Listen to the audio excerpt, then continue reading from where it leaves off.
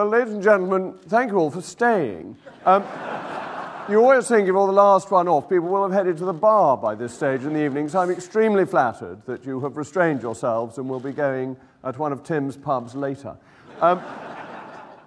We know the basic facts, don't we? That the European Union is a failing economic model, and that the defeatist attitude of the British establishment is about managing decline.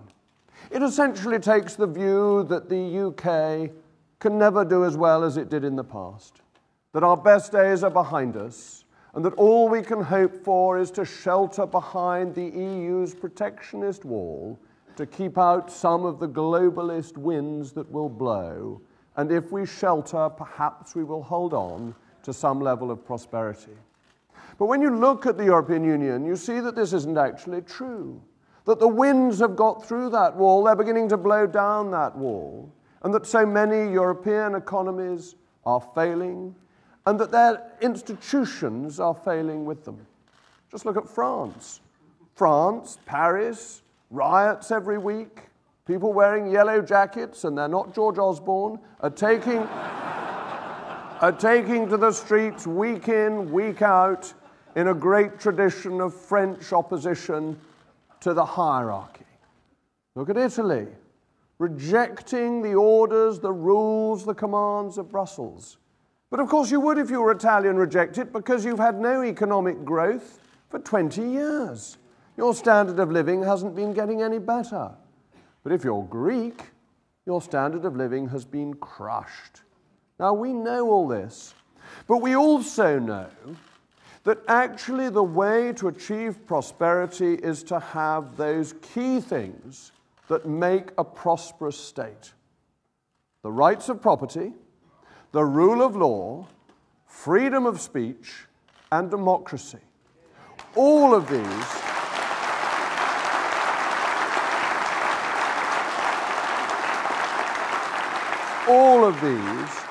are essential components of success. If you take a single one of them away, you find that the others are not protected. So free speech protects democracy. Democracy protects the rights of property. The rights of property are part of the rule of law. The four always come together. But in the European Union, one of them is taken away which undermines the other three. And that is the democratic issue. When you look at European competencies, there are things that as a member of parliament you can no longer do. You can no longer seek that ancient right of redress of grievance for your constituent when it relates to agriculture, or not applicable to my constituency, it's landlocked, or fishing, or whether it's to do with the regulations, or whether it's to do with rules affecting the city, or whether it's to do with tariffs. All of this, ladies and gentlemen, is outside your democratic control. It's been passed up to a higher authority. And we need to remind ourselves why this matters. Because here we are, we're 2 and a bit years in, and we're looking at 585 pages of text. 68 pages. Do you know what 68 pages do? They list one by one all the regulations that are going to apply to Sammy, but not to me. 68 pages. They just list them by number. They're not writing out all the regulations. And think you're getting excited that it was only 68 pages of regulations. No. It's 68 pages naming and listing the regulations, which are thousands and thousands of pages when you turn to the regulations themselves. Now, that is an undemocratic way of approaching it, but it is also a distraction from why we wanted to leave. We wanted to leave because we think, ladies and gentlemen, that we can do things better for ourselves. We believe in our understanding of society and of political life. We believe that individuals coming together into communities form society, and that from that society we get a nation state, a government that has legitimacy because it relates to the people who founded it. We have a conception of parliamentary democracy and sovereignty where Parliament has authority not falling from it on high, but given to it, ladies and gentlemen, by each and every one of you for a 5-year term, returnable to you intact at the end of that 5-year term. We think that is how our society is created, how our nation is created, and that is where legitimacy lies.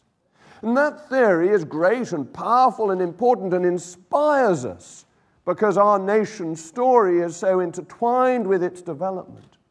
But it's there for a purpose. It's not there because it's a good idea or because we've done it for hundreds of years. It's there because it leads to the most prosperous society that you can imagine. And we know that when we look around the world because we know that the societies that work best are the ones that have the systems that we have evolved, that they have in fact copied from us. We look at the United States, the richest country in the world, and we see that it is based on our governmental systems, the rights of property, the rule of law, freedom of speech, and democracy.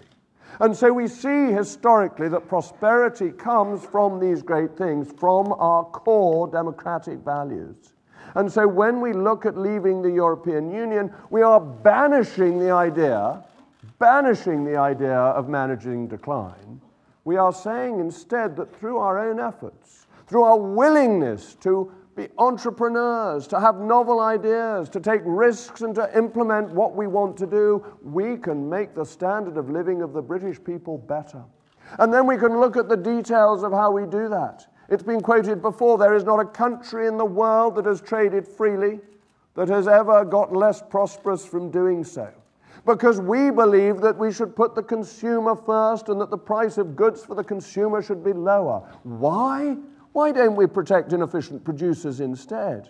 Well, the reason is that if consumers have better value, they've got more money to spend on other things. They've got money that they can save, and that gets lent to business, encouraging more business. There is a virtuous circle that is created by reducing the costs of transactions, and the starting point is opening up to free trade by removing tariffs. But it goes further than that, because the EU is equally in this business of managing decline. And therefore what it wants to do is to regulate to keep producers from the rest of the world out, to protect inefficient European producers. The regulations are not about health and safety. That is the excuse, the pretext for making lower cost producers unable to sell into European markets. And that makes all of us less well off. It means our own producers have a full sense of security and a protection that is not in the end going to make them prosperous and successful. And that if we can therefore remove tariffs and remove non-tariff barriers, we open ourselves up to improving all our standards of living. But we free ourselves not just from those outward-facing barriers, but inwardly we can be more innovative and more successful. If you look at the regulations in my own area, in financial services, what do? They are making the City of London less efficient. Not less efficient than Frankfurt or Paris, which in this really don't matter, but less efficient than New York and Singapore and Hong Kong. For we must compete with the world, not just with the small, narrow, outdated European system. So we want to look at those internal regulations that are affecting us, not just the barriers to trading with the world. We need to look at the regulations that affect the 87% of businesses that don't trade with the European Union, yet have to follow the regulations as if they did. But ultimately, ladies and gentlemen, this is about whether or not you believe in yourselves. Do you think, as you sit here, that the decisions you make for yourselves will be better decisions than other people can make for you? Do you think that your economic decisions and your life decisions should be made by you or by these wise people on this panel?